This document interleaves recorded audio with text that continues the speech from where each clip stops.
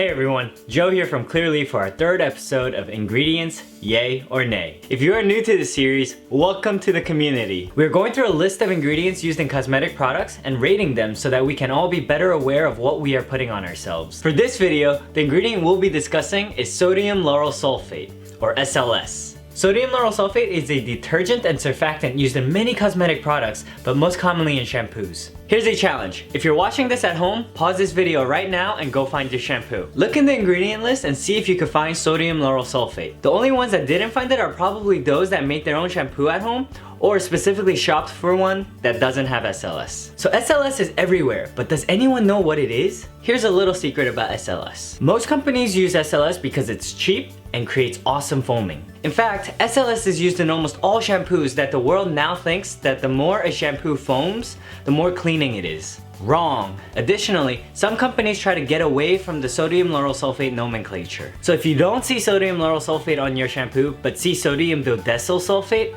it's exactly the same thing. The different naming simply comes from how the chemist decides to read the structure. So what are the pros? As I said before, foam. That luxurious bubbling and foaming of shampoo in your hair can almost all be attributed to sodium lauryl sulfate. The fact that it's cheap doesn't hurt either. Another pro is that for a detergent, it is relatively harmless in the short run. A study on SLS showed that it is absorbed slowly compared to water by both hair and skin. So you can assume most will wash away unless you're keeping shampoo in your hair for 6 hours for some reason. But this is also where the con comes in. In the long run, your total SLS absorption by your scalp will be pretty high given that most people shower and shampoo every day. Absorption by your hair is not as important because it grows out and eventually you cut it off. Another research study done in 2008 shows that SLS-induced barrier defects causes altered mRNA expression in keratinocytes. So what does this mean? Keratinocytes are cells that produce keratin, a major component of your hair. As I mentioned before, SLS is a detergent, which is damaging to cells. What this study is showing is that when SLS damages keratinocytes,